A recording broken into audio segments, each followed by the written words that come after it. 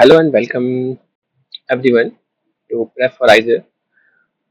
हम यहाँ पर IAT 2026 की प्रिपरेशन करेंगे। मैं हूँ आलोक, आपका फिजिक्स मेंटर, और हमारी क्लासेस होंगी जिसमें हम कॉन्सेप्ट के साथ प्रॉब्लम प्रैक्टिस भी करेंगे। वीक में हमारी 2 से 3 क्लासेस होंगी, तो मेक श्योर आप कोई भी क्लास मिस ना करें। यहाँ पे आपको पूरा सपोर्ट मिलेगा, आपको कॉन्सेप्ट पढ़ाए जाएंगे, आपकी प्रैक्टिस करवाई जाएगी।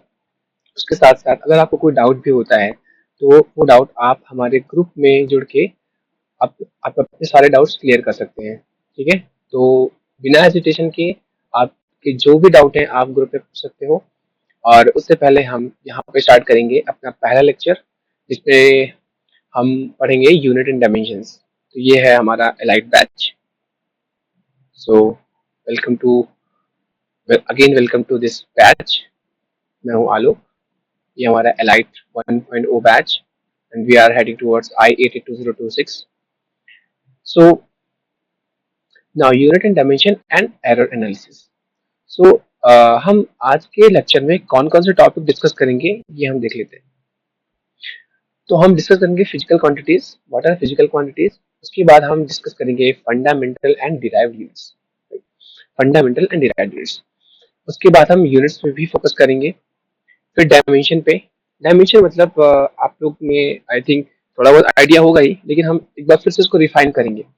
Application of dimension analysis, dimension है और उसका उसका जो है क्या एप्लीकेशन है रियल लाइफ में, हम किस लिए यूज करते हैं डायमेंशन एनालिसिस। फिर हम पढ़ेंगे errors in measurement and then after significant figures, right.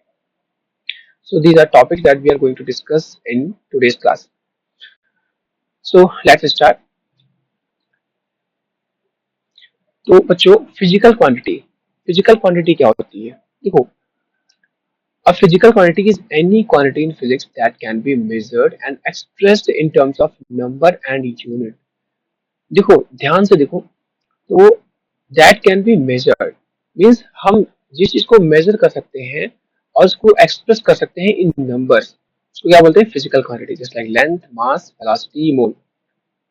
जैसे मैं अगर आपको बोलूं कि देखो यहाँ पर एक रॉड है, ठीक है, एक रॉड है। मान लिया मैंने आपको एक रॉड दी। अब ये रॉड है तो इसकी कुछ लेंथ होगी, ऑब्वियसली इसकी कुछ लेंथ होगी, और इसका कुछ वेट होगा, इसका कुछ मास होगा। ठीक, मैंने आपसे पूछा लेंथ कितनी है, आपने बोला 1 मीटर। ठीक है, मैंने आपसे पूछा मास कितना है, आपने बोला 2 kg। ठीक है, तो और फिर यहाँ पे देखो, यही रॉड अगर इस डायरेक्शन में वेलोसिटी v से मूव कर रही है, v is equal to 5 metre per second, तो इस रॉड के रिस्पेक्ट में हमारे पास 3 फिजिकल क्वांटिटीज अवेलेबल है। पहला क्या? पहला है उसकी लेंथ, जो कि है मीटर्स में। हम we will discuss about units later. पहले हम देखो कि फिजिकल क्वांटिटीज में हम क्या क्या डिस्कस कर सकते हैं, राइट। तो पहला है हमारा लेंथ, उसके बाद हमारा मास, यानी कि मास जिसको हम मेजर कर सकते हैं, ये रॉड है और उसका कुछ मास हो, राइट। अब ये बच्चों ऐसे ऐसे मूव कर रही है, तो इसकी कुछ स्पीड होगी, कुछ वेलोसिटी होगी, उसको क्या बोलते हैं? उसको भी फिजिकल क्वांटिटी बोल रहे हैं। तो समझ में आ गया ना? Anything that can be measured and expressed. ध्यान से इस डेफिनेशन को आप मन में बसा लो, रट लो, याद कर लो, समझ लो। उसके अलावा और कुछ नहीं है इसमें फिजिकल क्वांटिटी में that can be measured is a physical quantity, right. Now now जब टू फंडामेंटल यूनिट्स। ये भी क्या फंडामेंटल यूनिट्स मतलब? देखो, फंडामेंटल का मतलब होता है जड़ या बेसिक। तो जैसे होता नहीं है कि जब घर बनाते हैं तो घर की फंडामेंटल यूनिट क्या होती है? एक ब्लॉक होती है। हमारी बॉडी की फंडामेंटल यूनिट क्या है? एक सेल है, राइट। ऐसे ही फिजिक्स में जो फंडामेंटल यूनिट्स है उसको हम बोलते हैं कि वो वो यूनिट्स वो यूनिट्स जो कि डिफाइंड है independently, means the units which are defined independently which is used to measure fundamental physical quantities, right। तो जैसे कि आप देखोगे तो ये किसी पे डिपेंड नहीं कर रही है, राइट। ये किसी पे डिपेंड नहीं कर रही है, ये है physical quantities that are independent. जैसे अगर आप आगे देखोगे तो जब हम डिराइव्ड यूनिट्स पढ़ेंगे, डिराइव्ड यूनिट्स, तब हम उसका अच्छे से आइडिया लगा पाएंगे कि फंडामेंटल और डिराइव्ड यूनिट्स में क्या अंतर है। तो this is all about fundamental units. और हमारे पास फंडामेंटल यूनिट्स में होता क्या है?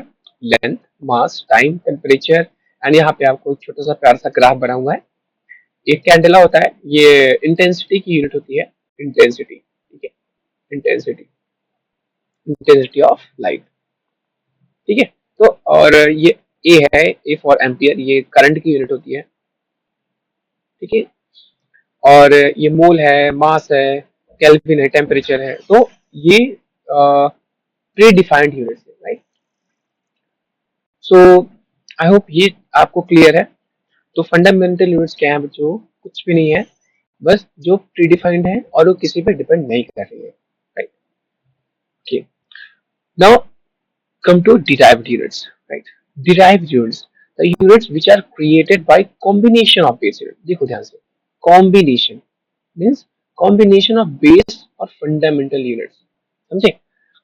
It means कि हम फंडामेंटल यूनिट्स को कंबाइन करके, हम क्या कर रहे हैं, उनको कंबाइन करके क्या बना रहे हैं? कंबाइन, और किसको कंबाइन कर रहे हैं?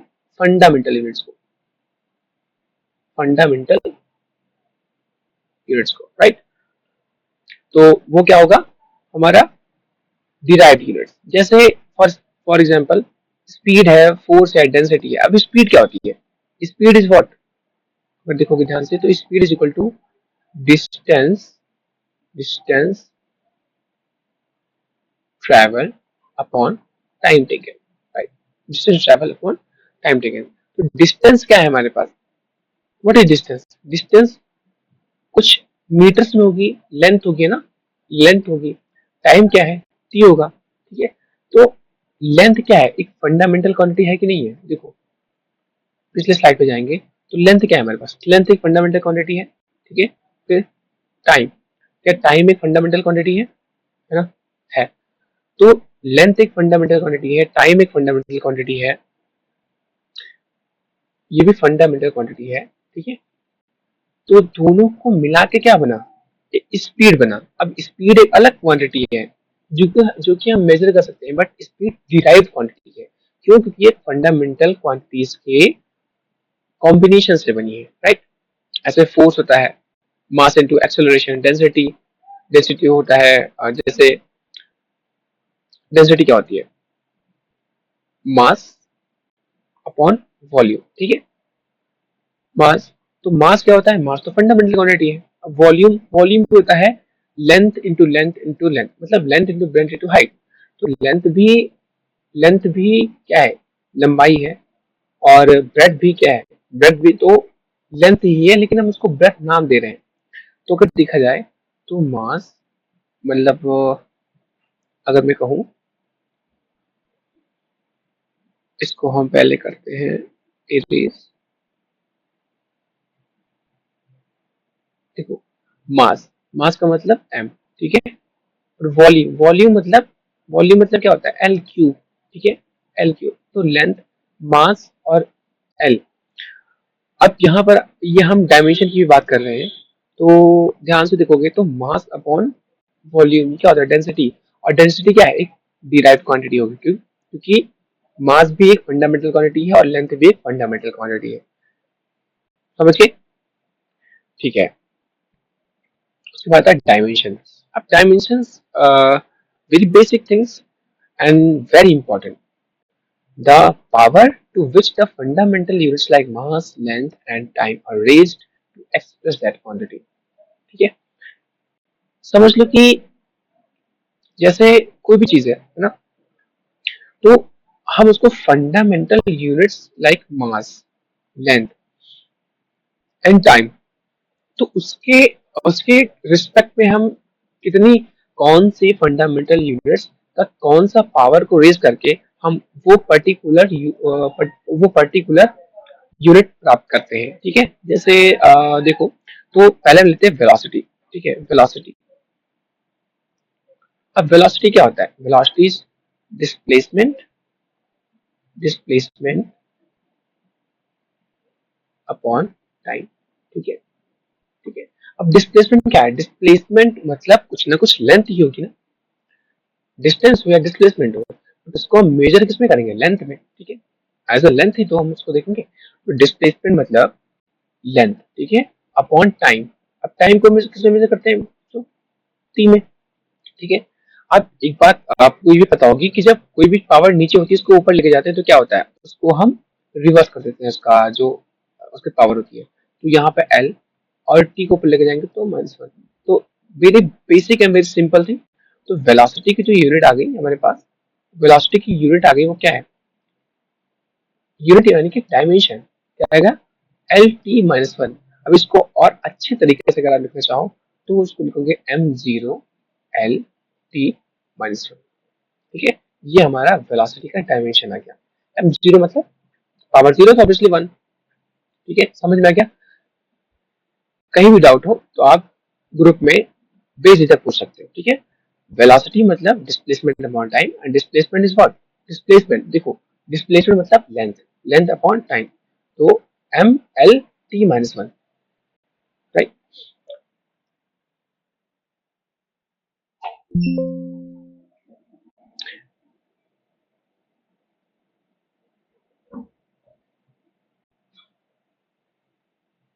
ठीक है, अब हम आते हैं,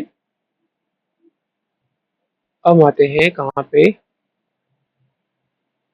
हाँ, अब आते हैं एप्लीकेशन ऑफ डायमेंशन पे।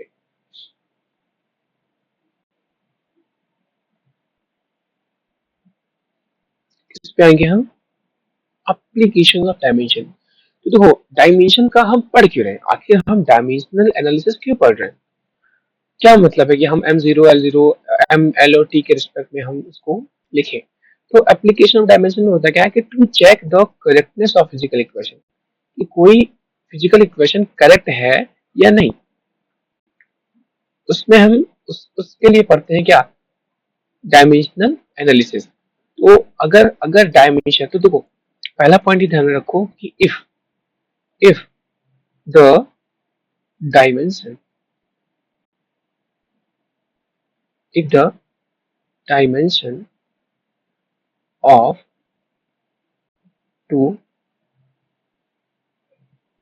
quantities are not same, ठीक, then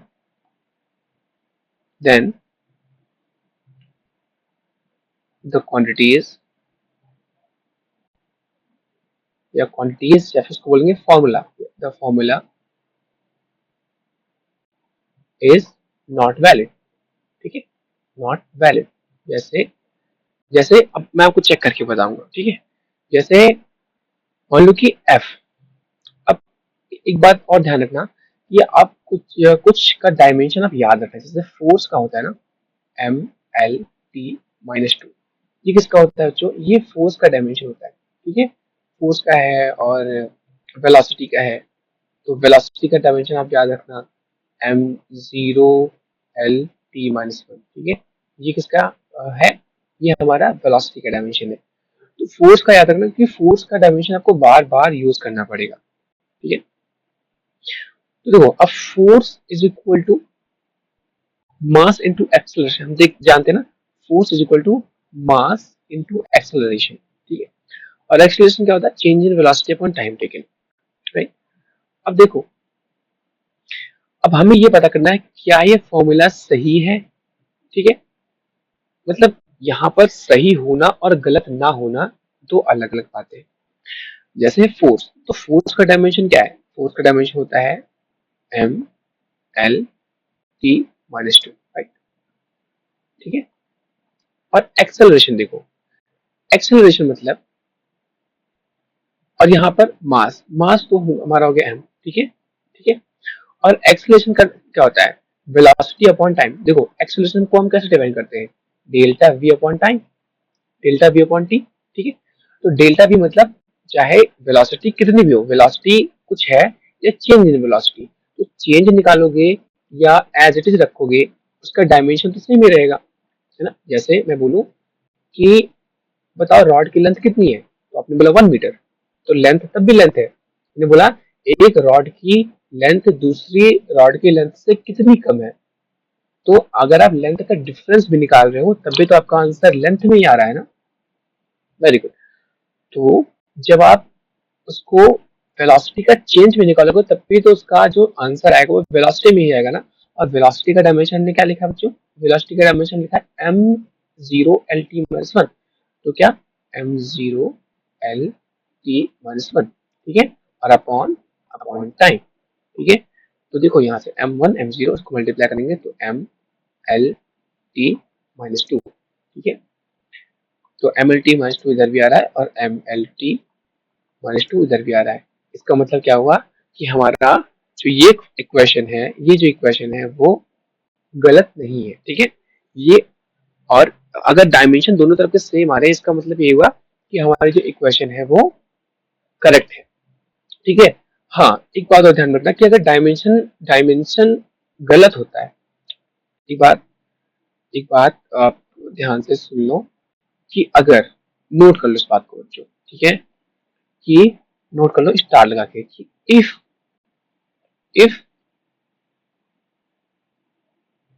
dimension of both the quantities is same, ठीक है, नहीं सेम नहीं, हम पहले लिखते हैं डिफरेंस को, ठीक है, is different,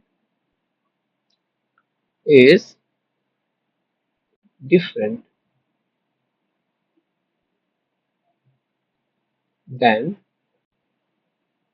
the quantities, then necessarily, ठीक है, then necessarily the quantities are not same, the quantities are not same, ठीक है। मतलब अगर वो डिफरेंट है, मतलब उनका डायमेंशन डिफरेंट आ रहा है, तो नेसेसरीली वो क्वांटिटीज डिफरेंट होंगी, ठीक है। लेकिन अगर एक इस पॉइंट को आप डबल मार्क कर लीजिएगा, ठीक है, कि पहला पॉइंट हमने क्या देखा कि if dimension of both quantities is different, ठीक है, then the necessarily the quantities are not same, मतलब अगर डायमेंशन डिफरेंट है तो ऑब्वियसली क्वांटिटीज सेम नहीं है। लेकिन if if dimension if sorry dimension of both the quantities is same same, ठीक है। if dimension of both quantities is same, then it is not necessary not necessary that both quantities are same। क्या समझ में आया कि अगर अगर dimension दोनों क्वांटिटीज का सेम है, डिफरेंट है, अगर डिफरेंट है तो इसका मतलब वो फॉर्मूला गलत है, अगर वो फॉर्मूला है तो फॉर्मूला गलत है, अगर दो क्वांटिटीज है तो क्वांटिटीज सेम नहीं है, ठीक। लेकिन अगर डायमेंशन सेम है, इसका मतलब ये नहीं है कि फॉर्मूला सही है या क्वांटिटी सेम है। क्यों? क्योंकि हम डायमेंशन से ये चेक नहीं कर सकते कि ये सही है या नहीं, हम ये जरूर चेक कर सकते हैं कि ये गलत है, ठीक है। तो इतना ध्यान रखना कि हम इससे हम गलत आइडेंटिफाई कर सकते हैं कि अगर जिसका जिसका डायमेंशन सेम नहीं आएगा उसका फॉर्मूला सेम नहीं निकलेगा, ठीक है। अब आगे आते हैं,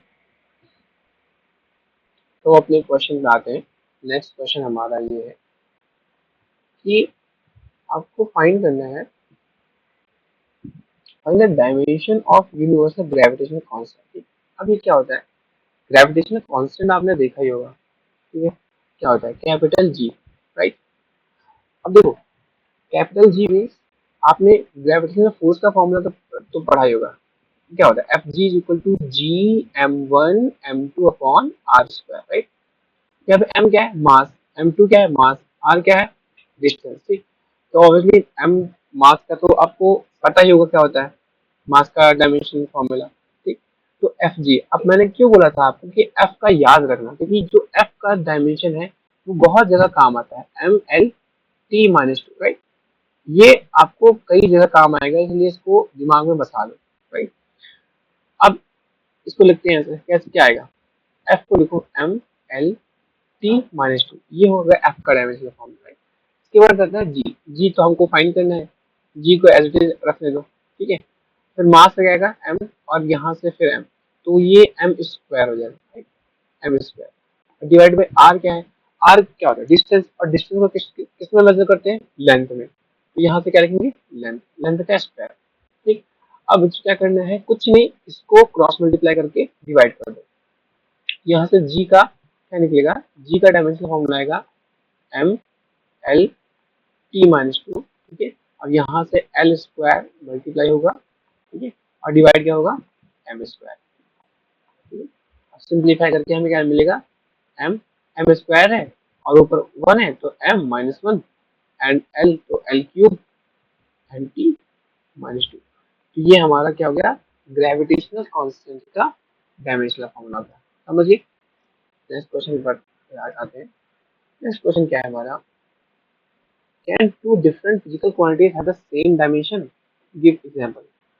अब देखो, हाँ होता है, मैंने क्या बोला था, दो फिजिकल क्वांटिटीज का डायमेंशन अगर सेम नहीं है तो सेम नहीं, तो वो क्वांटिटीज डिफरेंट होंगी, ठीक है। लेकिन अगर डायमेंशन सेम है तब भी इसकी गारंटी नहीं है कि वो सेम क्वांटिटीज है। दो डिफरेंट क्वांटिटीज का डायमेंशन सेम हो सकता है और होता भी है। जैसे फॉर एग्जांपल अगर आप देखोगे तो क्या होता है, अगर आप एनर्जी का फॉर्मूला लिखोगे, एनर्जी, एनर्जी का जो डायमेंशन होता है, क्या होता है, एनर्जी का डायमेंशन होता है M L square T minus two. अब ये कैसे आता है, ये आपका होमवर्क है, आप पता करो, ठीक है, M L T minus two, right. फिर क्या होता है, और एनर्जी का फॉर्मूला लिखोगे आप, और आप टॉर्क लिखो, टॉर्क का फॉर्मूला, तो जो टॉर्क और एनर्जी का जो डायमेंशन आता है वो सेम आता है, वो क्या आता है, M M L square T minus two, ठीक है।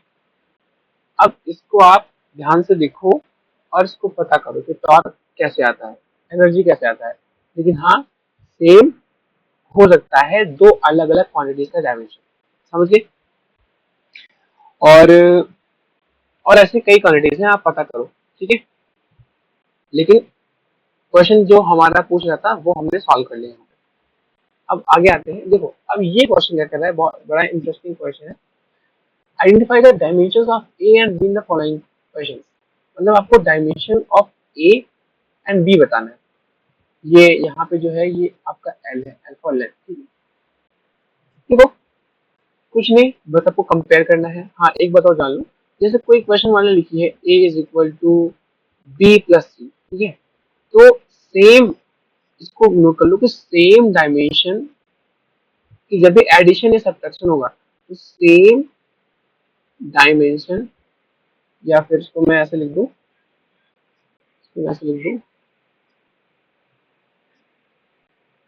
Quantities quantities quantities having same dimension, ठीक है, same dimension can be added और सब्ट्रैक्टेड, ठीक है। मतलब मल्टीप्लिकेशन या डिवीजन में कुछ नहीं होता है, आप ऐड या सब्ट्रैक्ट कब कर सकते हो, जब आपका डायमेंशन सेम हो, ठीक है।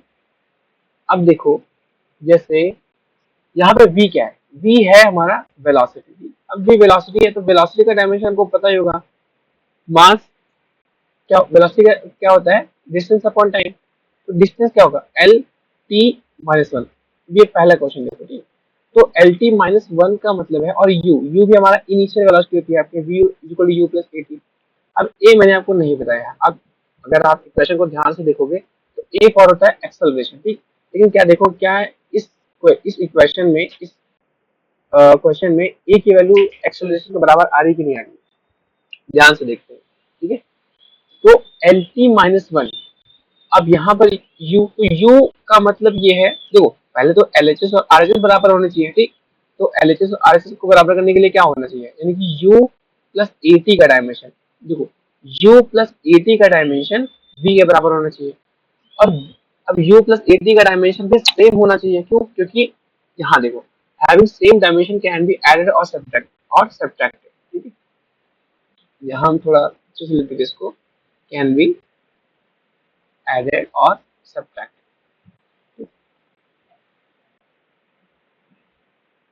ठीक है, कैन बी एडेड और सब्ट्रैक्ट। तो यहाँ पर हम ऐड कर रहे हैं, तो यू यू भी क्या होगा हमारा, यू यू क्या होगा, देखो यू क्या है, एल टी माइनस वन इसका भी होगा। ठीक है, अब ए क्या है, ए हमारा हमको नहीं पता ए क्या है, लेकिन हमको ये दिया हुआ है कि ए के साथ हम टी का मल्टीप्लीकेशन कर रहे हैं, तो टी का डायमेंशन क्या होगा, टी का डायमेंशन टी ही होगा। ठीक है, टाइम, टी फॉर टाइम। ठीक है, अब देखो, अब अगर आप ध्यान से इस स्टेटमेंट को देखोगे तो एल टी माइनस वन इसका भी डायमेंशन होना चाहिए, क्योंकि ये ऐड हो रहे हैं, यानी कि जो a इंटू टी का डायमेंशन होना चाहिए वो एल टी माइनस वन होना चाहिए। ठीक, अब टी को जल्दी जाके डिवाइड कर दोगे तो a का डायमेंशन क्या आ जाएगा, एल टी माइनस टू। ठीक है, समझ में आ गया ना, तो ये आपका a का डायमेंशन आ गया। अब उसके बाद क्या है, दूसरा क्वेश्चन क्या कर रहा है, m is equal to A T plus L B. अब m का डायमेंशन क्या होगा, m m का डायमेंशन m होगा, is equal to a into T, a into T. अब t का डायमेंशन क्या होगा, t का डायमेंशन एज अ टी लेंगे और प्लस एल इंटू बी। अब एल का डायमेंशन क्या है, एल का एल ही होगा और बी।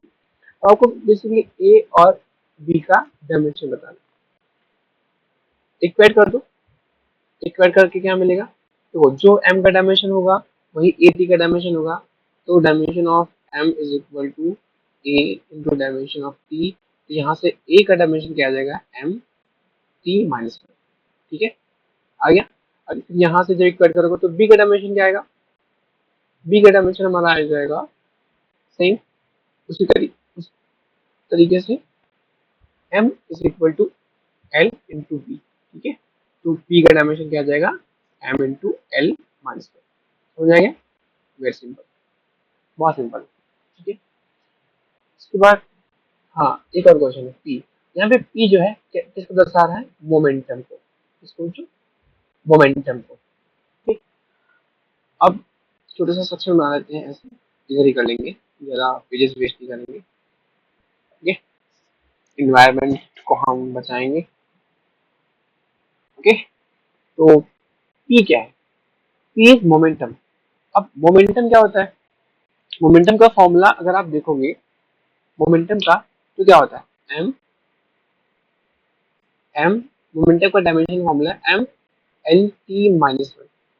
ठीक है, एम एल टी माइनस, ठीक है, और is equal to A into V. ठीक है, अब मोमेंटम, अब ये आपको मीन्स फॉर्मूले जो डायमेंशनल फॉर्मूला था इनका आपको आइडिया होना चाहिए।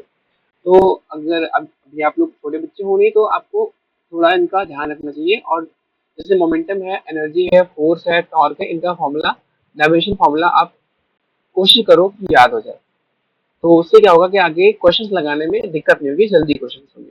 Right, M L T minus one, देखो M L T minus one है, यहाँ पे ए है टू बी है। आप ए का फॉर्मूला कैसे निकालोगे, इसको एज इट इज रख दो, M L T minus one. ठीक है, इज इक्वल टू ए को ऐसे रखो, और वी वी मीन्स यहाँ पे वेलोसिटी। ठीक है, वी का मतलब है वेलोसिटी, लिख देता हूँ, वी फॉर वेलोसिटी। ठीक है, तो वी का वेलोसिटी अगर है तो वेलोसिटी का डायमेंशन फॉर्मूला क्या होगा, एल टी माइनस वन। ठीक है, अब यहाँ से अगर ध्यान से देखोगे तो एल टी माइनस वन यहाँ पे कॉमन आ रहा है, तो यहाँ से आप इसको कैंसिल आउट कर सकते हो, तो ए बराबर क्या आ जाएगा, एम। ठीक है, ठीक है, अब अगर ध्यान से देखोगे तो इस इक्वेशन को अगर आप लिखो तो जो ए का फॉर्मूला होता है, ठीक है, जो जो जो मोमेंटम होता है वो क्या होता है, मोमेंटम होता है मास इनटू वेलोसिटी, और वेलोसिटी यहाँ से मल्टीप्लाइड है, तो ए का क्या, ए का डायमेंशन मास के बराबर आ रहा है ना, हेंस हमने उसको, मतलब ये करेक्ट आ रहा है, हमने इसको एनालाइज कर लिया और देख लिया। ठीक है, तो डायमेंशन का यही यूज है। अभी हम एक और अच्छा क्वेश्चन करेंगे, इससे भी अच्छा। ठीक है, ये क्वेश्चन बहुत इंपॉर्टेंट है और एग्जाम में अक्सर ऐसा क्वेश्चन पूछा जाता है। ठीक है, तो अब क्वेश्चन को ध्यान से पढ़ो। पहले पहले सोचो समझो क्वेश्चन क्या कह रहा है। The time period T of oscillation of a liquid drop depends on its radius, density and surface tension। मतलब जैसे कोई ड्रॉप है, ठीक है, कोई लिक्विड ड्रॉप है, ठीक। अब वो अगर ऑसिलेट कर रही है, मतलब ऐसे यहाँ से मान लिया जुड़ी हुई है, ठीक है। ऑसिलेट मतलब वो जैसे कोई बूंद होती है ना, तो उसमें कुछ वाइब्रेशंस होते हैं। तो वो वाइब्रेशंस जो होते हैं, जो वो किस पे डिपेंड कर रहे हैं, वो किस पे डिपेंड कर रहे हैं,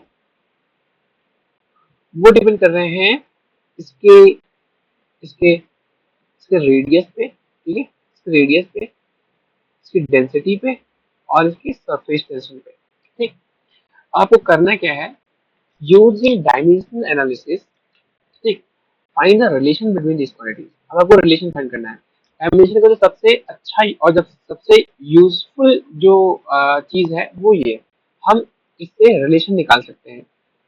देखो कैसे, टाइम पीरियड टी, ठीक है, टी इज इक्वल टू, इसको मान लेते हैं किस पे डिपेंड कर रहा है बच्चों, रेडियस। तो रेडियस को हम मान लेते हैं आर, ठीक है, आर। आर अब डिपेंड कर रहा है तो कुछ आर की पावर ए मान लेते हैं। डेंसिटी, डेंसिटी की पावर बी मान लेते हैं। और सरफेस टेंशन, सरफेस टेंशन की पावर सी मान लेते हैं। ठीक, इसमें कोई दिक्कत नहीं है। क्यों? क्योंकि इन तीनों क्वांटिटीज पे डिपेंड कर रहा है, सिंपल। अब हमें क्या करना है, देखो अब साइड बाय साइड में ये लिख देता हूँ कि रेडियस को हम लिखेंगे क्या, एल। क्योंकि रेडियस का मतलब क्या होता है, लेंथ या लेंथ नाप रहे हैं तो किसमें आएगा, मीटर में। ऑब्वियसली वो लेंथ होगी, रेडियस फिर लंबाई तो होगी। डेंसिटी क्या होता है, मास अपॉन वॉल्यूम। अब मास का डायमेंशनल फॉर्मूला क्या लिखते हैं, एम। वॉल्यूम क्या होता है, वॉल्यूम मतलब length into breadth into height. Length भी लेंथ है, ब्रेड्थ भी लेंथ है और हाइट भी लेंथ है, मतलब लंबाई ही तो है। तो क्या हम उसको एल क्यूब ले सकते हैं। Okay, good to go. तो यहाँ से क्या आएगा, जो हम डेंसिटी को लिखेंगे कैसे लिखेंगे, एम एल माइनस थ्री, ठीक है। एस, एस क्या होता है, जो सरफेस टेंशन होता है, ठीक है। सरफेस टेंशन को हम कैसे लिखते हैं, फोर्स अपॉन लेंथ, ठीक, फोर्स अपॉन लेंथ, ठीक है। तो फोर्स अपॉन लेंथ को हम कैसे डिफाइन करते हैं, अब फिर यहाँ पे देखो फोर्स का डायमेंशनल फॉर्मूला फिर से आ रहा है। क्यों? क्योंकि फोर्स का डायमेंशनल फॉर्मूला बहुत इंपॉर्टेंट है, हर जगह आता है। It is basically what, M L T minus two by L, L for length. तो यहाँ से क्या आ जाएगा, एम टी माइनस टू, ठीक है, ये हमारा फॉर्मूला है। तो बेसिकली हम यहाँ पर इन इन क्वांटिटीज को इससे रिप्लेस कर देंगे। तो टी, टी को एज रख दो, आ जाएगा टी, ठीक है। आर, आर की जगह रख दो एल, एल की पावर ए, ठीक है। और यहाँ पर डेंसिटी है, डेंसिटी की जगह रख देंगे हम क्या, एम एल, एम एल की पावर माइनस थ्री, ठीक है। और फिर एस, एस की जगह क्या रखेंगे उसको, एम टी माइनस टू, ठीक है। तो ये समझ में आ गया आपको ना,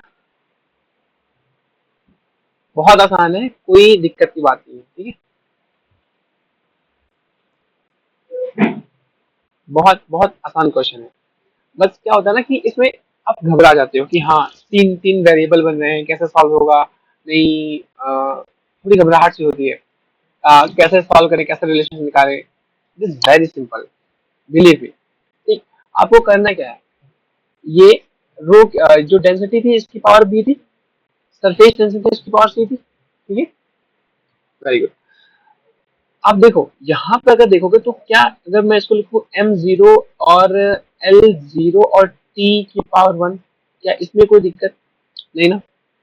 ऑब्वियसली जीरो है तो वो वन ही हो गया, ठीक। अब टी, टी की पावर वन है। अब इसको क्या करो, मल्टीप्लाई कर लो। देखो यहाँ एल की पावर ए है और यहाँ एल की पावर माइनस थ्री बी है। तो इसका हम ऐसे ले सकते हैं, एल की पावर ए माइनस थ्री बी और यहाँ एल की पावर जीरो है। तो क्या ये ऐसे ले सकते हैं हम, एम, एम की पावर क्या है, यहाँ पे देखो यहाँ पे बी आ रहा है और यहाँ पे सी आ रहा है। तो क्या एम की पावर में बी प्लस सी लिख सकते हैं, गुड, ठीक है। उसके बाद एल एम और टी, क्या टी की पावर कहीं आ रही है? हाँ, ध्यान से देखिए, टी की पावर आ रही है -2c, ठीक है, टी की पावर -2c आ रही है। ओके, अब देखो ध्यान से, तो अब आपके पास m0 है। अब देखो अगर ये ठीक है तो m0, l0 और t की पावर 1, अब इसको आप कंपेयर कर लो, ठीक है, ठीक है। अब देखो यहाँ m की पावर क्या है, b प्लस c, यहाँ m की पावर क्या है 0, तो क्या आपको यहाँ से एक इक्वेशन मिल गई, m की power 0 is equal to m की पावर b प्लस c, ठीक है, ठीक है। तो क्या यहाँ से आपको एक इक्वेशन मिली b plus c is equal to 0, ठीक है।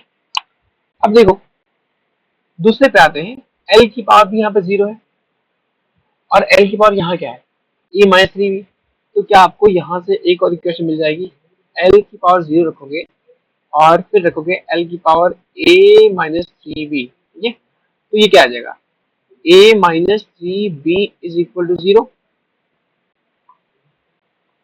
ठीक है। क्या ये एक इक्वेशन थी और ये दूसरी इक्वेशन आपको मिल गई, ठीक है।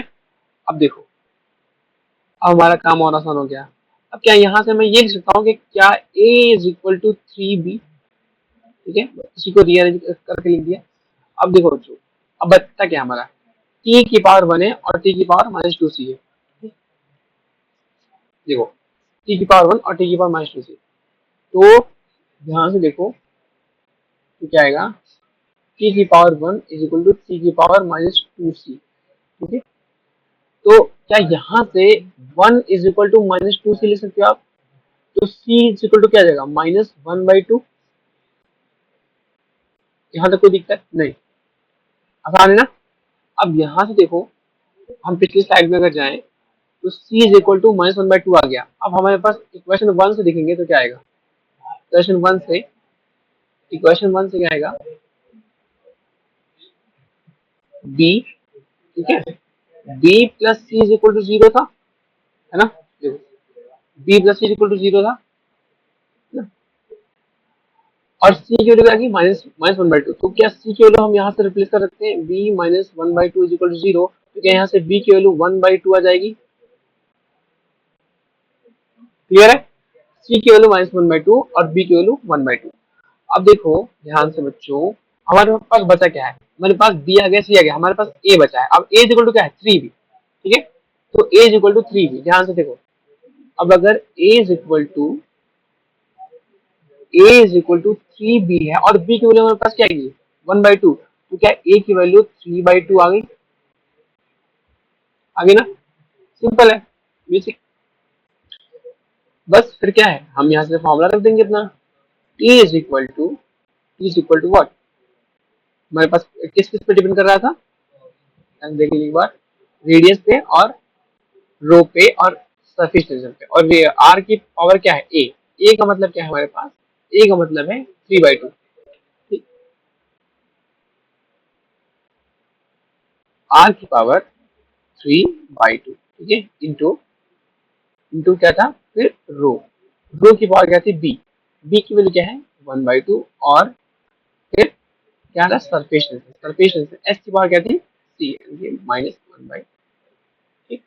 तो अब आप यहाँ से ये पता लगा सकते हो कि जो टाइम पीरियड है वो किन किन क्वांटिटीज पे कैसे डिपेंड कर रहा है, ठीक है। तो ये डायमेंशनल एनालिसिस का एक बहुत ही क्रूशियल पार्ट होता है, और ऐसे क्वेश्चंस आते हैं क्योंकि थोड़ा टाइम टेकिंग होते हैं, टफ नहीं होते, टाइम टेकिंग होते हैं, क्योंकि इक्वेशन बनती है इनको सॉल्व करना होता है, लेकिन अगर आप थोड़ा प्रैक्टिस कर लोगे आराम से तो बहुत ही आराम से 5 मिनट, 5 मिनट बहुत ज्यादा है, मैं कह रहा हूँ 2-3 मिनट में आपके क्वेश्चन हो जाएंगे, जितना आप प्रैक्टिस करोगे it will be very easy for you, ठीक है। अब बात करते हैं एरर्स इन मेजरमेंट, ठीक। तो आई थिंक डायमेंशन का हमने काफी अच्छा पार्ट कवर कर लिया है, और अगर उसके बाद भी कोई आपको डाउट होता है तो आप कमेंट सेक्शन में पूछ सकते हो, और नहीं तो आप ग्रुप में है बेझिझक पूछ सकते हो, आपको सारे ट्यूटर्स वहाँ पे अवेलेबल रहेंगे, मैं भी रहूंगा, ठीक है। बेझिझक बिना किसी हिचकिचाहट के आपके मन में जो भी डाउट है कॉन्सेप्ट्स को लेके या प्रॉब्लम्स को लेके आप पूछ सकते हो, राइट। देखो errors in measurement, what do we understand by error? हम एरर क्यों पढ़ते हैं? कि बच्चों हम कुछ भी जैसे मेजर कर रहे हैं, मान लिया हमने हम इस पेन को हम इस पेन को मेजर करना चाह रहे हैं, ठीक। मान लिया मैंने, अगर मैं आपको स्केल दिखा पाऊं,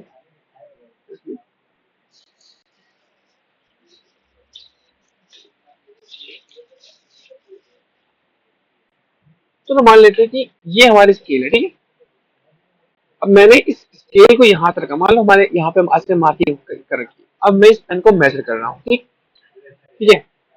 तो मैंने यहाँ से यहाँ तक का मेजर किया। तो अगर ध्यान से देखोगे तो यहाँ का जो थोड़ा हिस्सा है, ये मैं या तो इसको थोड़ा सा पीछे ले लूंगा, थोड़ा सा आगे ले लूंगा, ठीक है। तो क्या होगा कि एक्यूरेट नहीं आता है।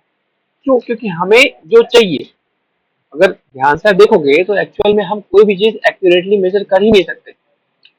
That is a very deeper thing, ठीक है। लेकिन हाँ, एरर्स जो आते हैं, हम क्या करते हैं, एरर को मिनिमाइज कर सकते हैं by taking multiple multiple attempts, multiple measurements, है ना। क्यों? क्योंकि जब हम बार बार लेते हैं और बार बार हमारी वैल्यू एक ही वैल्यू के आसपास ऑसिलेट करती है, तो हम क्या करते हैं कि हम उसी वैल्यू का मीन लेके हम निकालते हैं कि हाँ, this is the most probable value of something, ठीक है। तो पहले देखो कि एरर क्या है। What do we understand by errors, ठीक है। The discrepancy between a measured value and true value और एक्सेप्टेड वैल्यू ऑफ क्वांटिटी, ठीक है। देखो ध्यान से, ट्रू वैल्यू और एक्सेप्टेड वैल्यू, देखो यहाँ पे मैंने एक्सेप्टेड लिख रखा है, क्यों? क्योंकि ट्रू वैल्यू एक्चुअली में बेटा क्या है, ट्रू वैल्यू आपको नहीं पता। इनफैक्ट अगर आप ध्यान से देखोगे, थोड़ा थोड़ा डीपर मीनिंग में जाओगे, तो ट्रू वैल्यू किसी भी चीज की किसी को नहीं पता। एक्सेप्टेड वैल्यू है, जैसे मैंने बोला, ये पेन मान लो कि 50 ग्राम्स की है, ठीक है। अब ये 50 ग्राम्स की है, ये मैं आपको बोल रहा हूँ, ये 49.9 ग्राम की भी हो सकती है, या 50.1 ग्राम की भी हो सकती है, ठीक है। या मैंने मेजर किया 50.11 ग्राम, ठीक। मैंने 2 डेसिमल तक प्रेसिजन लिया इसका, ठीक है। उसके बाद क्या होगा, 50.11 ग्राम अगर आ गया, तो क्या 50.1111 ग्राम भी तो आ सकता है, या फिर 50.1100 ग्राम भी तो आ सकता है। तो मुझे एक्चुअल में इसका वेट नहीं पता, ठीक है। लेकिन एक्सेप्टेड वैल्यू है, वो एक्सेप्टेड है, क्यों? क्योंकि मोस्ट प्रोबेबल वैल्यू वही है, और उससे हमारा काम हो जाता है, ठीक है। अब इसके बाद आते हैं क्या, तो हाँ, what do we understand by error, हमने पढ़ लिया। तो क्या है, एक्सेप्टेड वैल्यू, डिस्क्रिपेंसी होती है एक्सेप्टेड वैल्यू के बीच में और जो हम मेजर करते हैं, बस, और कुछ नहीं। जैसे मैं बता दे रहा हूँ, मान लो एक ऐसे रॉड है, ठीक है, ऐसे रॉड है, तो आपने स्केल रखी है, यहाँ से इसको मेजर किया, ठीक है। आपने स्केल रखी है, यहाँ पे कुछ मार्किंग है।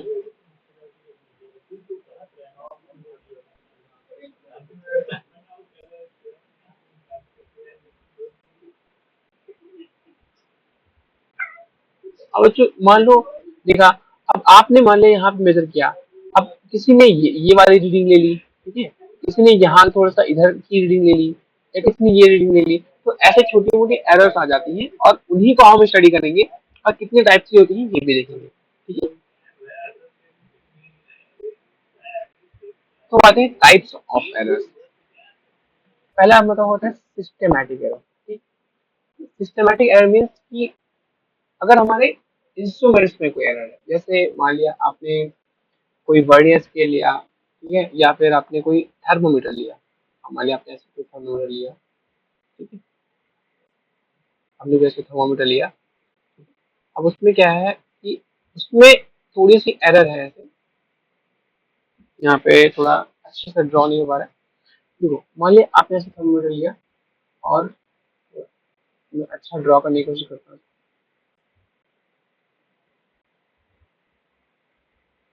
यहाँ पे लिया आपका थर्मोमीटर, ठीक है। और यहाँ पे कुछ स्केलिंग इसकी ऐसे, ठीक है। और यहाँ पे आपका मर्करी भरा हुआ है, ठीक। अब ये कैसे आता है बच्चों,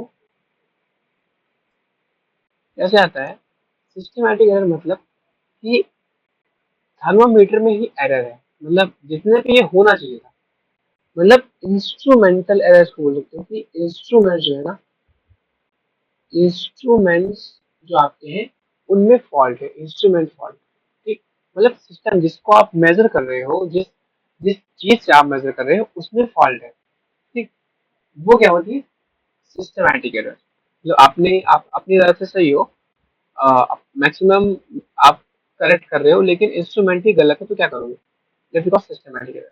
दूसरे क्या होता है, रैंडम एरर। रैंडम एरर क्या होती है कि ये किसी भी चीज की वजह से हो सकती है, जैसे आपने मेजर किया, मान लो आप ओम्स लॉ का प्रूफ कर रहे हो। ठीक, अब अगर आप करंट मेजर करोगे तो हो सकता है कि इसमें environmental factor environmental factors affect कर रहे हैं। ठीक है, मान लिया टेम्परेचर, आपने किसी और टेम्परेचर पे वैल्यू निकाली है और किसी और टेम्परेचर पे मेजर किया, तो क्या होता है कि टेम्परेचर ज्यादा हो गया, ने प्रेशर कम हो गया, तो इन वजहों से अगर जो एरर्स आती हैं, मतलब इन्वायरमेंटल फैक्टर की वजह से जो एरर आती है, वो क्या बोलते हैं, रैंडम एरर्स। नहीं, आपने आपसे छोटी मोटी गलतियां हो गई, इनको बोलते हैं रैंडम एरर, ग्रॉस एरर। और हाँ, ये दोनों जो एरर्स होती हैं, सिस्टमैटिक एरर और रैंडम एरर्स, ये होती है थोड़ी मिनिमल एरर होती है। ठीक? कौन सी होती है, मिनिमल एरर्स, मतलब इनमें अगर एरर होता है तो छोटा एरर होता है। ग्रॉस एरर क्या होता है बच्चों, ये ध्यान देने वाली बात है कि ग्रॉस एरर, अगर ग्रॉस एरर हो गई तो ब्लंडर हो जाता है। क्योंकि ग्रॉस एरर क्या होती है, जब हम मिस रीड करते हैं, इसको क्या करते हैं, मिस रीड करते हैं, मिस रीडिंग। ठीक है, हम इंस्ट्रूमेंट को, या तो मैंने जैसे आपने स्केल लिया, ठीक, अब आप अगर वर्नियर स्केल का आपको लीस्ट काउंट नहीं पता होगा, आपको लीस्ट काउंट नहीं पता होगा, तो क्या करोगे आप मेजरमेंट को गलत मेजर कर लोगे। ठीक है, या आपको स्क्रू गॉज है, उसका लिस्ट काउंट अगर आपको नहीं पता होगा, या उसकी पिच आपको नहीं पता होगी, या आपने गलत सिग्निफिकेंट डिजिट तक आपने उसको निकाल लिया, तो क्या होगा, उसमें ग्रॉस एरर्स आ जाते हैं और कैलकुलेशन में बड़ी बड़ी एरर आ जाती है, और that may lead to a blunder. ठीक है, तो ग्रॉस एरर मेजरली क्या होती है बच्चों, these are big errors, these are big errors. ठीक है, ठीक है, तो तीन तरह के एरर हमने पढ़ ली, systematic error, random error and gross. ठीक, अब एक क्वेश्चन करते हैं, क्वेश्चन क्या करते हैं, देखो, a student measures the length and breadth of a rectangular plate। जो उसकी लेंथ है वो L यहाँ पे है और ब्रेथ है B। Express the final result with error in proper format. ठीक है,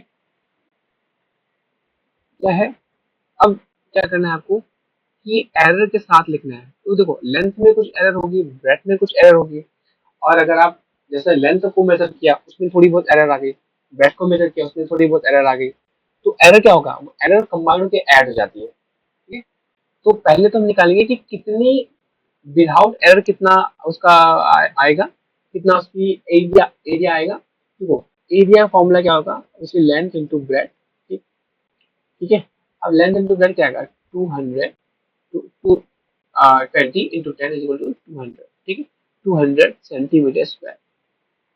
ठीक है, अब देखो 200 सेंटीमीटर स्क्वायर क्या आ रहा है, हमारा एरिया आ रहा है। अब देखो बेटा, परसेंटेज एरर देखो, percentage error, percentage error in length,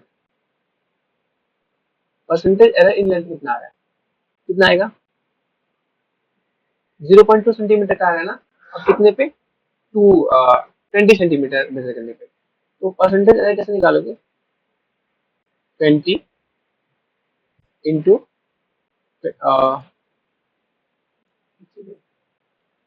ऐसे नहीं करते हैं, हम ऐसे करते हैं, क्या आएगा, हाँ, 0.2 इंटू 20, 0.2 इंटू 100 अपॉन 20। ठीक है, ठीक है, तो ये कितना आ जाएगा, ये आपका आएगा, आई थिंक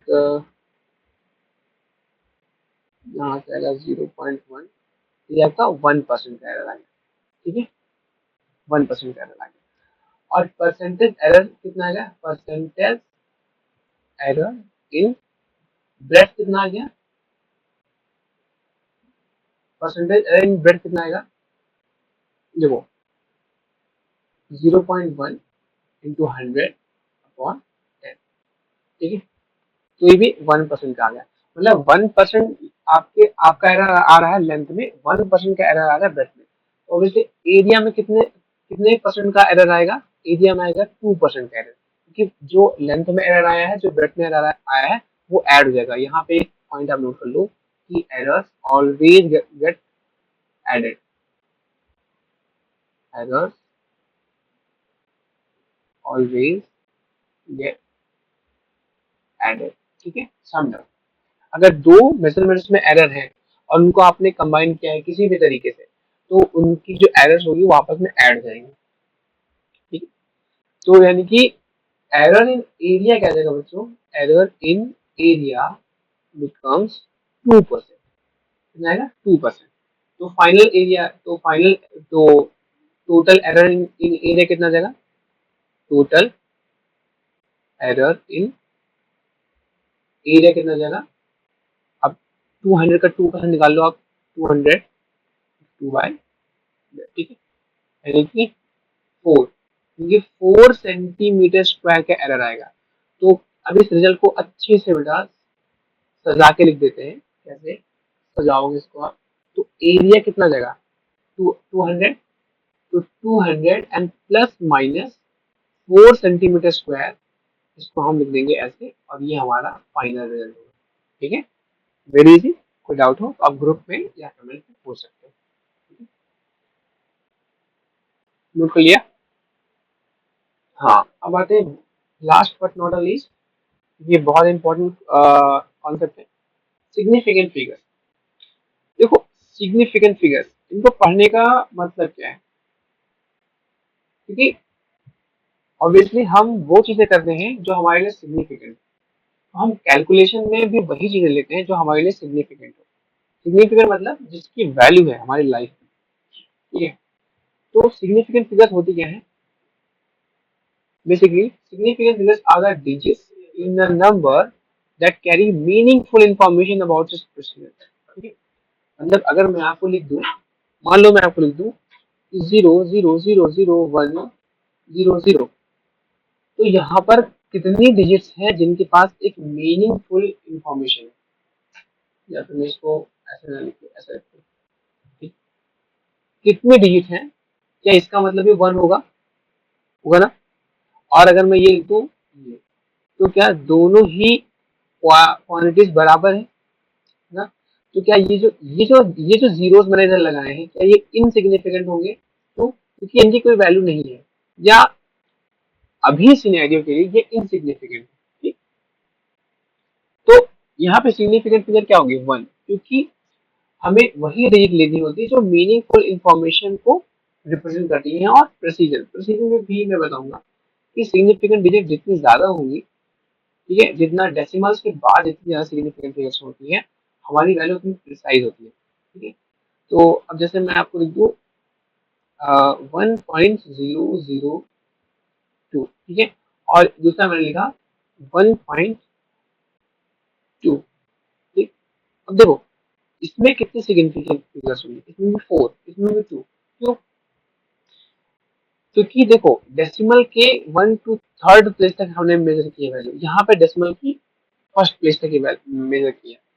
तो जहाँ डेसिमल के ज्यादा प्लेसेस तक वैल्यू मेजर होगी, वहां पे प्रेसिजन ज्यादा होता है, ठीक है। प्रिसाइज मतलब उस वो वैल्यू बहुत क्लोज है, बहुत प्रिसाइज है, ठीक है। एक्यूरेसी एंड प्रिसीजन में थोड़ा डिफरेंस होता है, ठीक है। प्रिसीजन मतलब जितनी ज्यादा डेसिमल के बाद वैल्यूज होंगी, वो वैल्यू उतनी प्रिसाइज होगी, ठीक है। अब अगर मैं आपसे पूछूं कि 5.023 एंड 5.32 में कौन सी वैल्यू ज्यादा प्रिसाइज होगी, आप बताओगे। अगर आपने आपका आंसर ये है फर्स्ट, तो आप बिल्कुल सही है, ये वैल्यू ज्यादा प्रिसाइज होगी, ठीक है। Now come to rule that we can use to find significant figures. Rules to count significant figures क्या होता है, वेरी सिंपल। देखो all non zero digits are significant, मतलब वो सारे डिजिट्स जो नॉन जीरो हैं वो सिग्निफिकेंट होंगे। जैसे 237 लिखा है तो 237, ठीक है। अब इसमें क्या है, 1 2 3, इसमें कितनी सिग्निफिकेंट फिगर्स हो गई, 2 सिग्निफिकेंट फिगर्स, ठीक है। ठीक है, उसके बाद zero between non zero digits are significant, मतलब अगर दो नॉन, जैसे देखो यहाँ पे एग्जांपल है, अब 205 है। अब देखो जीरो तो हमारा इनसिग्निफिकेंट होता है, लेकिन कब, अगर आपने 01 लिखा और 10 लिखा, ठीक है, 101 लिखा, तो ये जीरो तो हमारा इनसिग्निफिकेंट होगा, लेकिन ये वाला जो जीरो होगा वो हमारा सिग्निफिकेंट होगा, क्योंकि इसकी कुछ मीनिंग है और इसको हम ऐसे पावर में नहीं ले सकते, ठीक है। तो यहाँ पर भी कितनी फिगर्स होंगी, 3 सिग्निफिकेंट होंगी, सिग्निफिकेंट फिगर्स होंगी, क्यों, यहाँ पे दो, 1 2 3, ठीक है, तीनों को हम अलग नहीं कर सकते हैं, और यहाँ का जो जीरो है वो नॉन सिग्निफिकेंट नहीं है, ठीक है। Leading zero before first non zero digit, तो हमारा फर्स्ट पॉइंट ये हो गया, सेकंड पॉइंट ये हो गया, थर्ड पॉइंट पे देखो, leading zero before the first non zero digits are non significant. जैसे जैसे देखो, ये अगर जीरो जैसे हैं, मतलब कुछ इस तरीके से दिए हुए हैं, तो डेसिमल के बाद जितने जीरोस हैं, अगर उसके बाद मीन्स पहला ऐसा डिजिट देखो जो नॉन जीरो हो, उसके पहले जितने जीरोस होंगे सारे क्या होंगे, नॉन सिग्निफिकेंट। जैसे अगर मैं लिखूं 0.0000532, तो यहाँ पर सिग्निफिकेंट फिगर्स कितने होंगे, 1 2 3 होंगे, ना कि 1 2 3 4। ऑब्वियसली ये वैल्यू बहुत प्रिसाइज है, बहुत ज्यादा, लेकिन क्या होगा, यहाँ पे 1 2 3 4, फोर जो जीरो होंगे वो नॉन सिग्निफिकेंट होंगे, क्योंकि इसका भी रीजन होता है, क्योंकि इसको आप क्या लिख सकते हो, 532 × 10⁻⁴ 1 2 3 4 5 6 7 -7, ठीक है। तो आप अगर इसको ऐसे रिप्रेजेंट कर सकते हो, तो ऑब्वियसली कितनी डिजिट्स हैं जो आपको एक मीनिंगफुल इन्फॉर्मेशन दे रही है, 532 3 digits, okay. Trailing zeros after decimal points are significant. हाँ, ये बहुत इंपॉर्टेंट बात है कि लीडिंग जीरोस तो नहीं होते हैं, लेकिन ट्रेलिंग जीरोस हैं वो सिग्निफिकेंट होते हैं, क्यों, क्योंकि वो आपकी वैल्यू की प्रिसीजन बताते हैं कि आपने कितना प्रिसाइज इसको मेजर किया, ठीक है।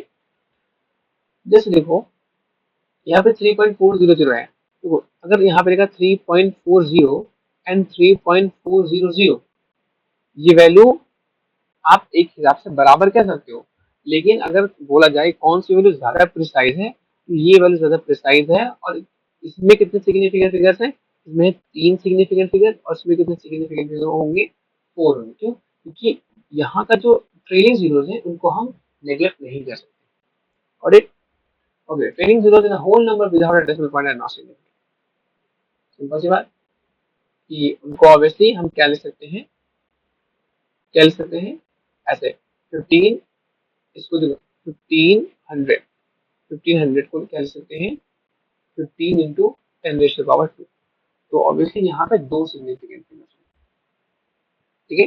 लेकिन अगर हमने ये लिख दिया, 1500 डेसिमल लगा दिया और यहाँ पे मान जीरो है या कुछ और डिजिट है, तो वो सिग्निफिकेंट हो जाती है। यहाँ पे कितना फिगर होगा, 1 2 3 4, यहाँ पे 4, ना कि अगर यहाँ पे जीरो लगा हुआ है तो यहाँ पे 5 सिग्निफिकेंट फिगर है, ठीक है, और टाइपिंग एरर है, ठीक है।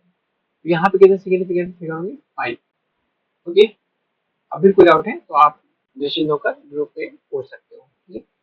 तो सिग्निफिकेंट फिगर्स का कॉन्सेप्ट पढ़ना बस इतना ही है। ये पेज है, यही आपका पूरा सिग्निफिकेंट फिगर्स की समरी है, और बस इससे आगे और कुछ नहीं होता, ठीक है।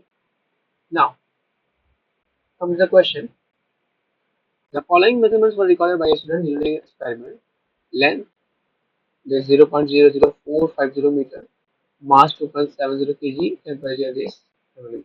How many significant figures are there in each of the above measurement? देखो क्या करना है, कुछ नहीं, आपको ये देखना है कि किस किस फिगर में कितनी मेजरमेंट है, किस